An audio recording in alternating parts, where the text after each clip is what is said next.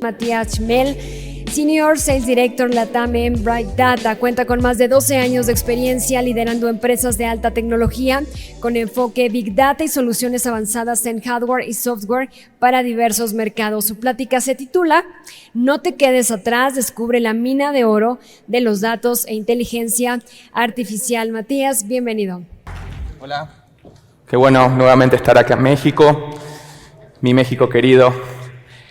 Me recuerda a una plática que llevé hace 2 años en Chile también con América Digital, donde hablaba un poco de cómo David puede vencer a Goliat, era el título de la plática, donde explicábamos cómo los datos web pueden ganar hasta los más grandes.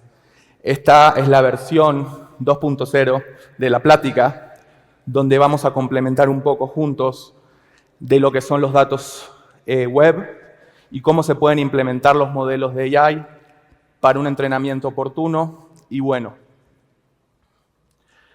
Primero que todo, platicaremos un poco de lo que hace Bright Data, gracias a los 20.000 clientes que tenemos alrededor del mundo, 600 aquí en Latinoamérica, donde día a día y gracias a ellos podemos hacer la colecta de datos más grande del mundo. Cuando preguntamos la colecta de datos o qué estamos platicando, para poner en contexto, hoy en día colectamos 33.000 veces más datos para poder entrenar los modelos de ChatGPT desde cero. Significa que en el febrero o en el año pasado colectamos aproximadamente 1.500 millones de gigabytes de datos para nuestros clientes y usuarios. Dentro de la comunidad y de la accesibilidad de datos web, el consumo como tal es un eslabón muy importante para lo que hoy hablamos en generación de leads o valor agregado a las empresas.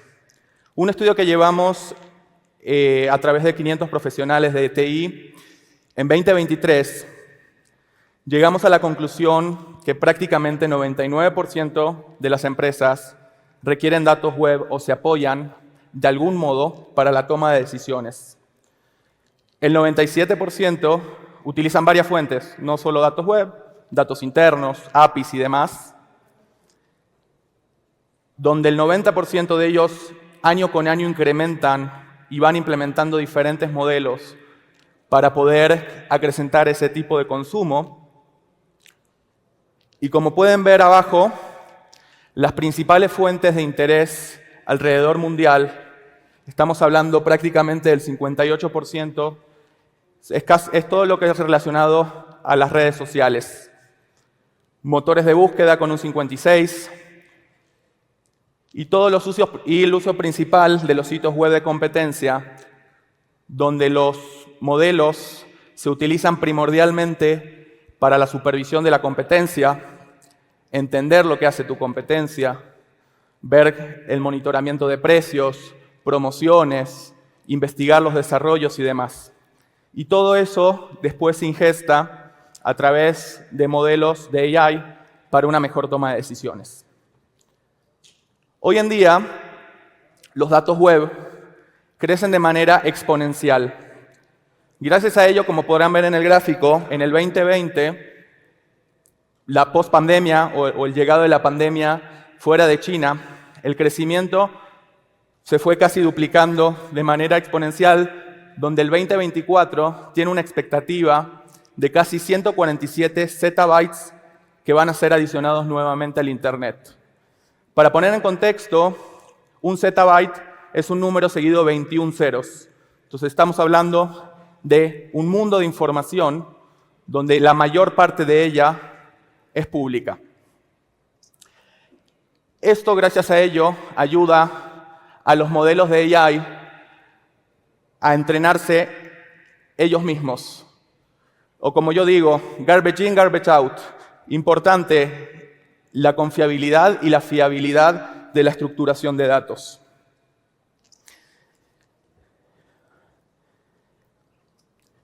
Posteriormente, vamos a preguntarle, creo que al modelo que todos conocen, que es el JetGPT, ¿cuáles son las fuentes más importantes para entrenar un modelo de AI?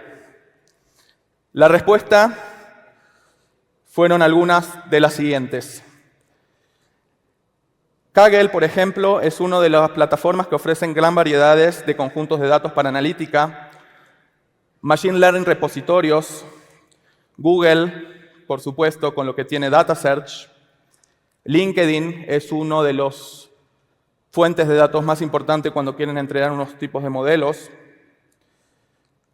Por supuesto, todo lo que hoy en día son datos generados internamente dentro de las organizaciones. APIs abiertas, como pueden ser servicios de clima, datos de investigación y datos académicos.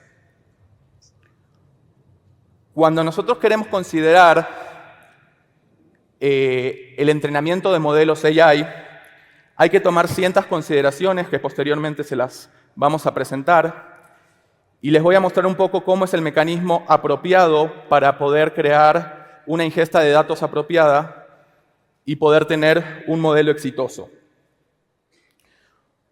Cuando quieran ingestar datos, tienen que tener en consideración primero la calidad de datos que vamos a adicionar a los modelos, la limpieza de datos, qué tan limpios están o qué tan fiables son, la estructura de los mismos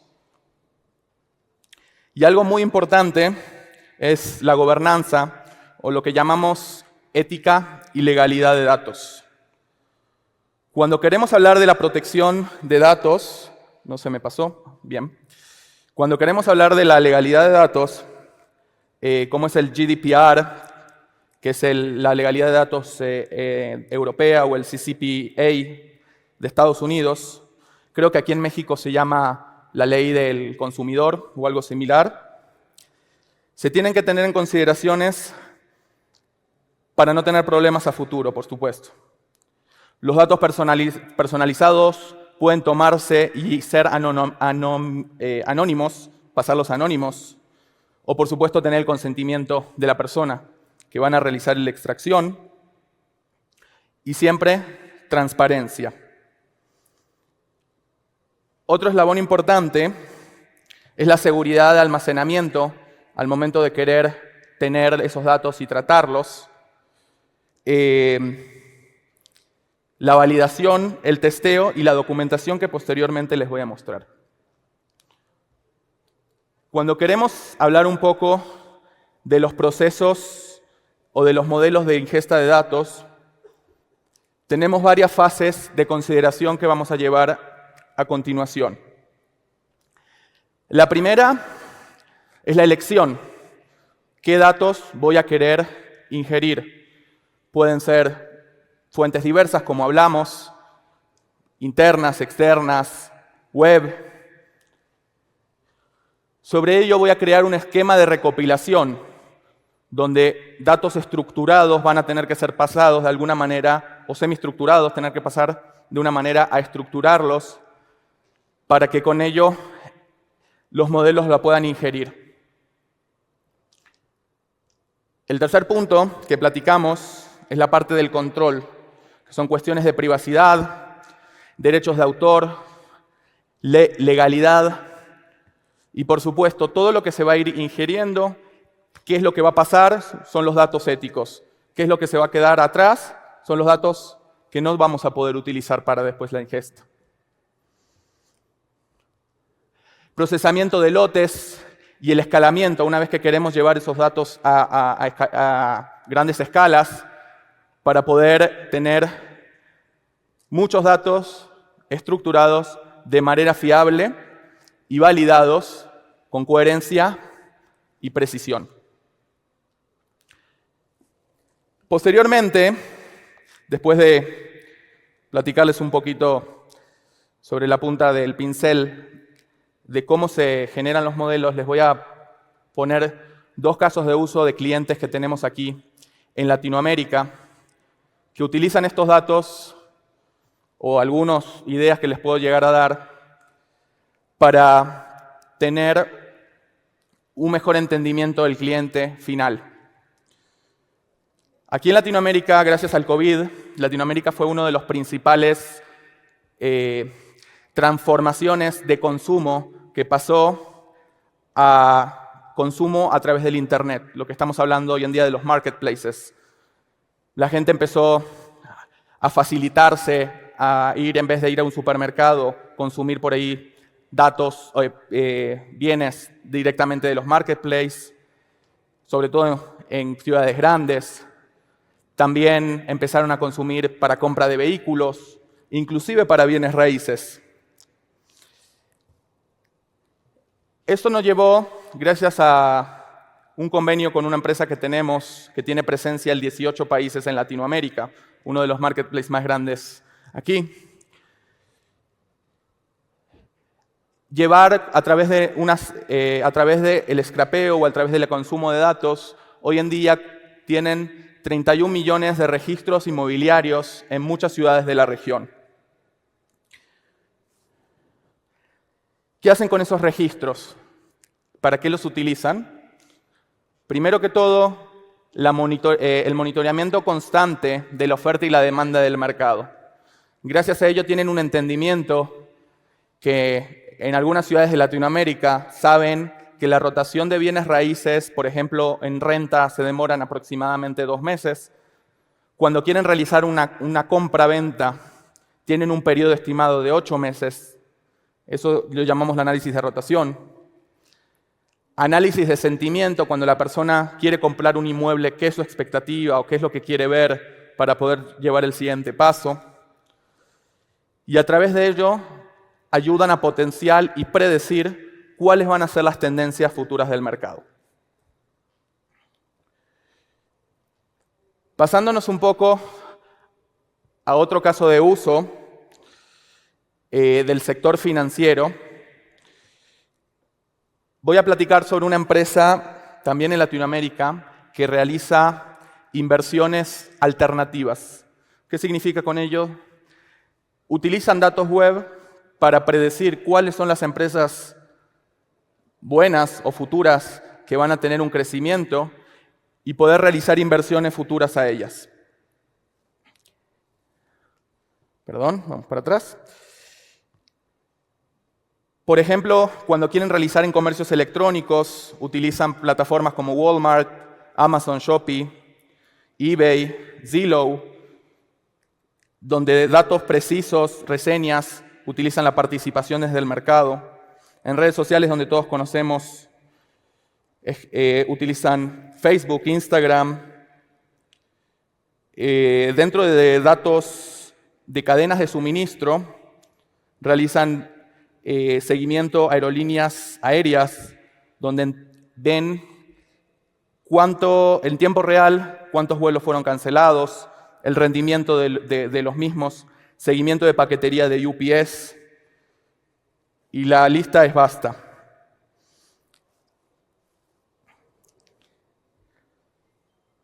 En resumen, puntualizando los 2 casos de uso que platicamos, acceder a los datos web relevantes hoy en día, de alta calidad y, por supuesto, de origen ético, pueden acelerar o aceleran de manera sustancial el desarrollo de los modelos AI. Y, por supuesto, proporcionan una clara competencia cuando quieren ustedes entrar al mercado. El aprovechamiento de recursos, que hoy en día puede ser el alcance de la mano que tienen el World Wide Web o otros recursos, impulsan mucho los modelos que ustedes quieren llevar a un futuro. Y, por supuesto, los invito a pasar al stand E20, donde me pueden platicar un poco de sus casos de uso, o un poco de lo que tienen para poder ver juntos cómo nosotros los podemos asesorar a crear de manera más eficiente y eficaz sus modelos de gestión de datos. Muchas gracias.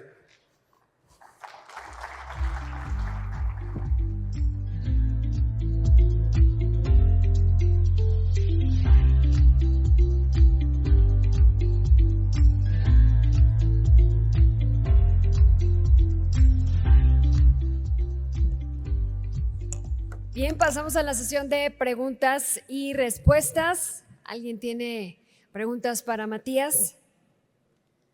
Solo levanten la mano y les hacemos llegar el micrófono. Bien, voy a pasar con una de las preguntas, Matías, que se generaron en redes sociales. Te preguntan, ¿cómo puede la inteligencia artificial beneficiar a empresas de todos los tamaños, incluso a las más pequeñas? Bueno, gracias. La inteligencia artificial ayuda prácticamente a todo tipo de empresas. Como cuando tenemos que gestionar grandes cantidades de datos, hoy en día no necesitamos tener un team de cientos de desarrolladores, sino prácticamente con un modelo de AI pueden acortar esos procesos y tener mejores resultados y, como digo, competir inclusive con los más grandes. Bien, otra pregunta, ¿cuál es la importancia de los datos web en la construcción y entrenamiento de modelos de inteligencia artificial? Gracias.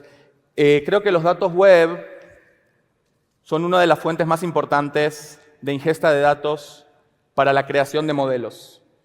Como platicamos, como presenté anteriormente, la capacidad de datos web que hoy en día tenemos es vasta para entrenar modelos casi de manera autónoma, solo con los datos web. Entonces, gracias a ello podemos consumir este tipo de datos. Y después... Este tipo de datos de manera prácticamente factible y entrenar así nuestros modelos de AI. En cuestión al cuidado de los datos, ¿alguna recomendación? Sí, por supuesto. Al momento ustedes de realizar tratamiento de datos, tienen que tener en consideración la legalidad y ética de los mismos.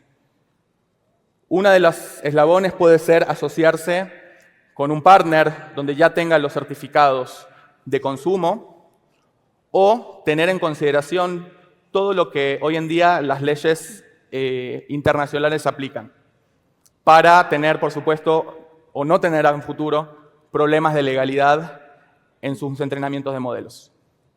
¿Qué tan costoso es trabajar con datos? Relativamente, lo podría decir hoy en día, muy competitivo. Porque a la capacidad de escalamiento que hoy tenemos es exponencial y los precios son disminuyen, pasan a ser modelos muy económicos para el trabajo, los cuales siempre recomiendo tener, cuando ustedes entran a un proyecto, tener una interfaz fiable y tratar de probar desde abajo para arriba. ¿Qué significa? Empezar con productos no costosos, por ejemplo, proxies de data center que vale céntimos, y ver cómo pueden ir escalando y ver cuáles son sus limitaciones. Eso les va a dar la capacidad de, por ahí, la mayor parte de extracción de datos, realizarlo de manera muy económica, y sobre ellos ya las páginas web o datos más complejos les va a quedar una porción muy pequeña. Bien, riesgos de no saber utilizar correctamente los datos. Riesgos. Riesgos son diversos.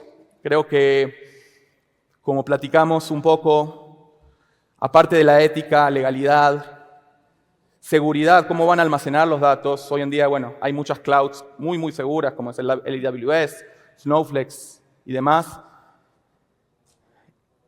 Siempre recomiendo tener en consideración el tratamiento y aseguramiento de los mismos.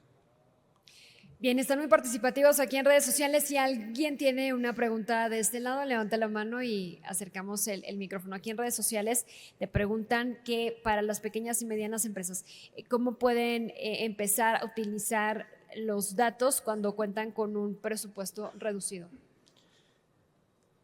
Creo que hoy en día es muy fácil. Bright Data como tal proporciona una herramienta SaaS donde es un do it by yourself, ¿no? Se meten, ponen unos $, y pueden prácticamente empezar a consumir datos.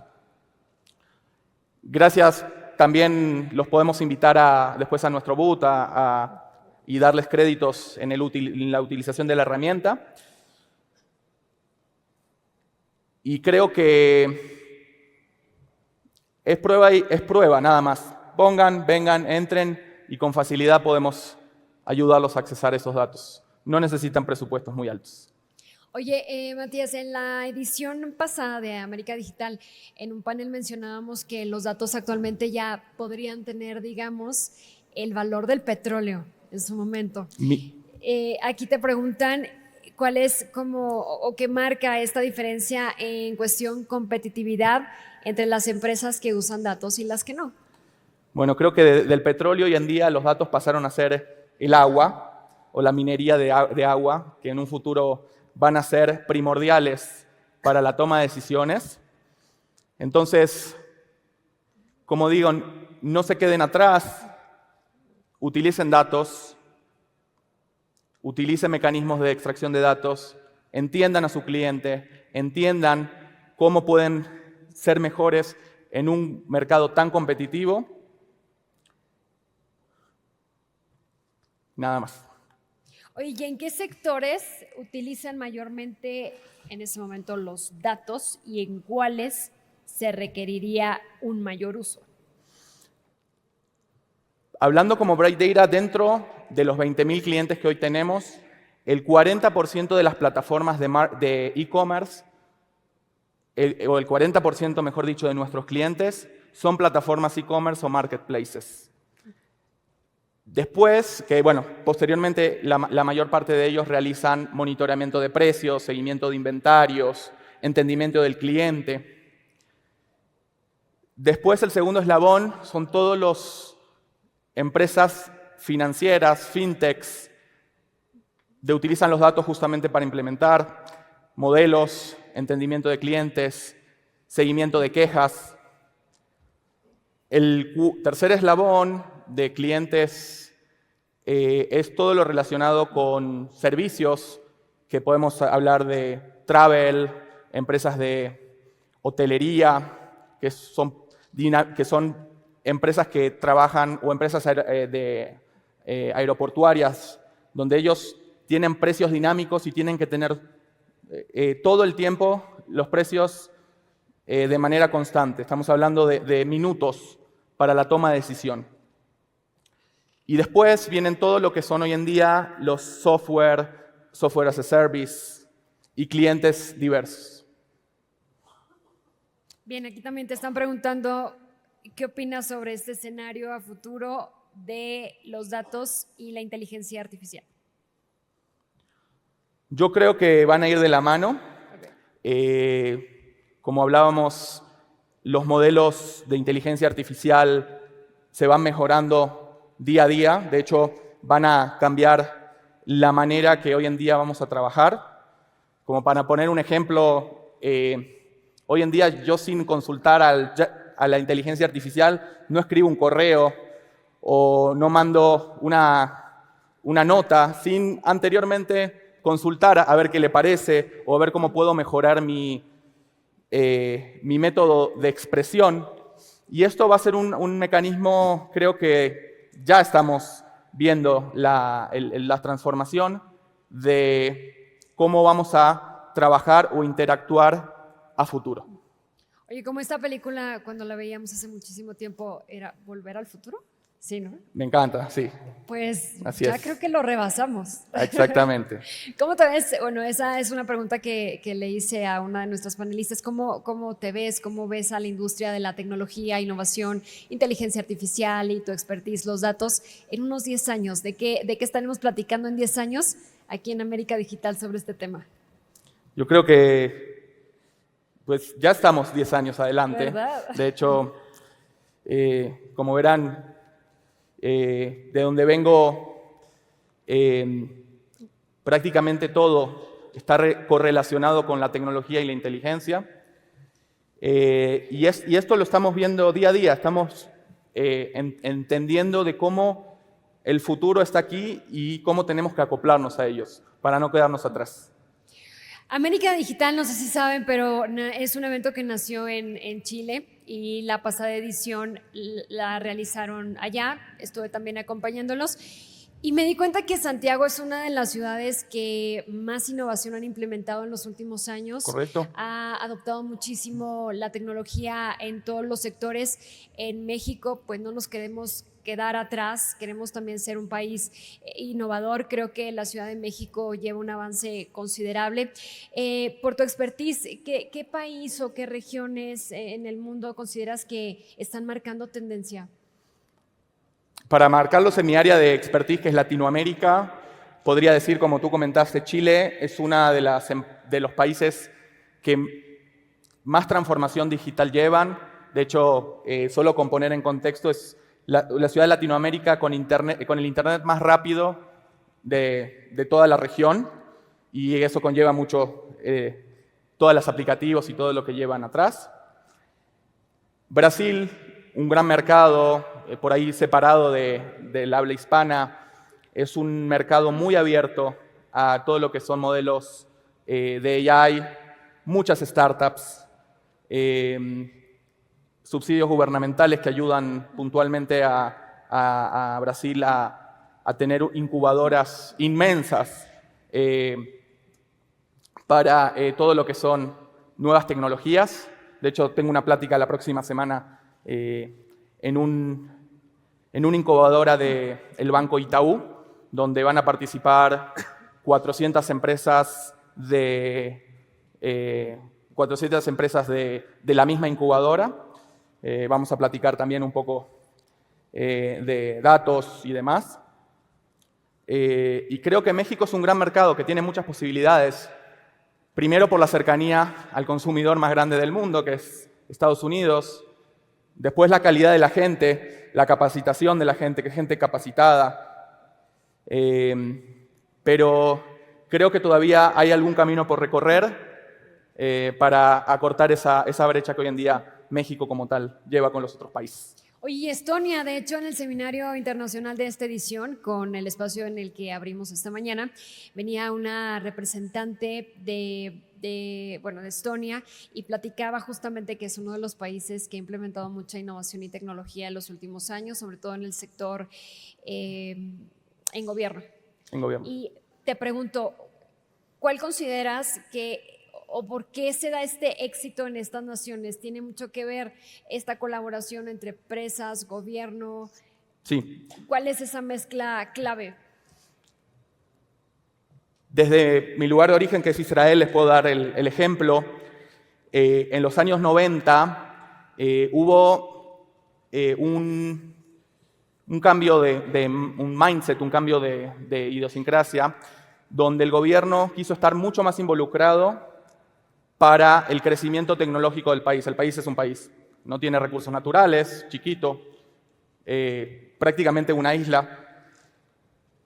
Y el gobierno dijo, vamos a hacer un cambio sustancial, vamos a empezar primeramente en dar subsidios, donde vamos a crear ciudades, dependiendo de la inteligencia o dependiendo del tipo de esquema que quiero llevar, donde la tasa por ahí de crear empresas es cero, subsidios inclusive para ayuda de personal, capacitación.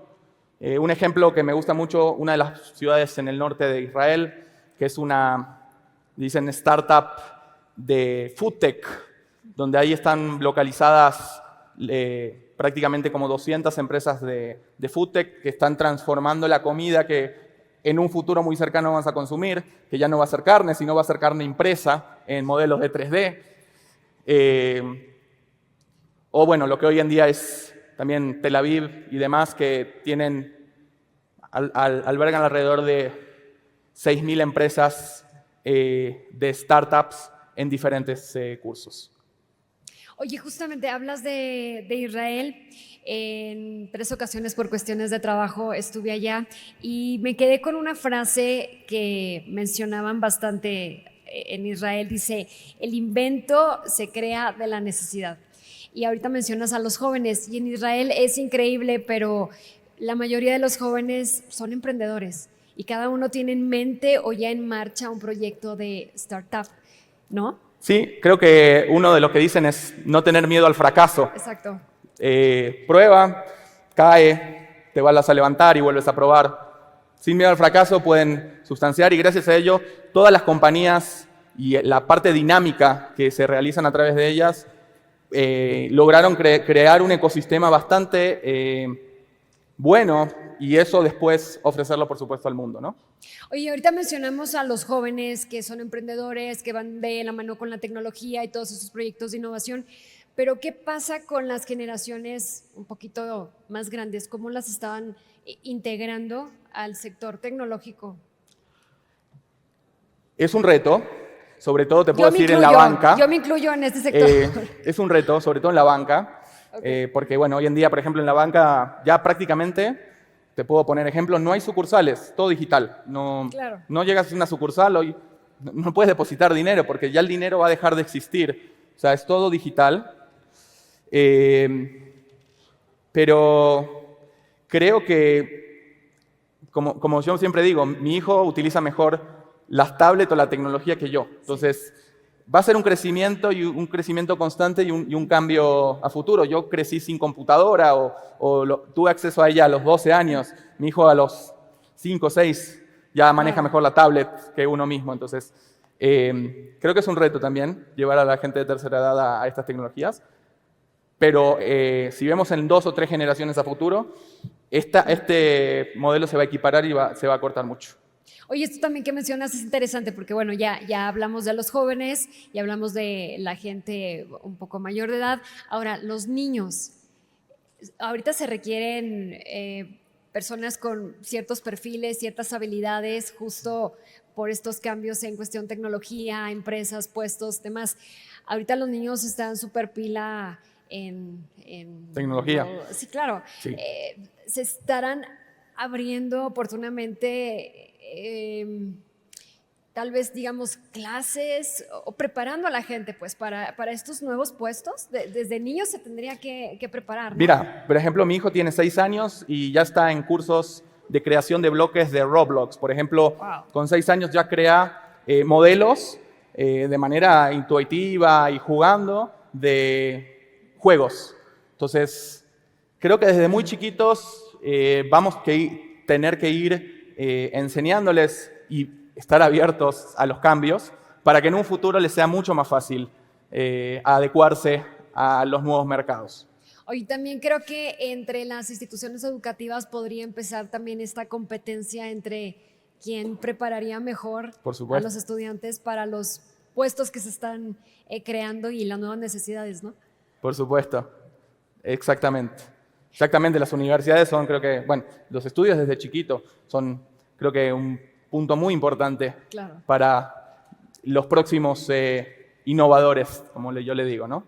Matías, muchísimas gracias. Un aplauso. Gracias a ustedes. Chmel. Estoy para servirles. Gracias.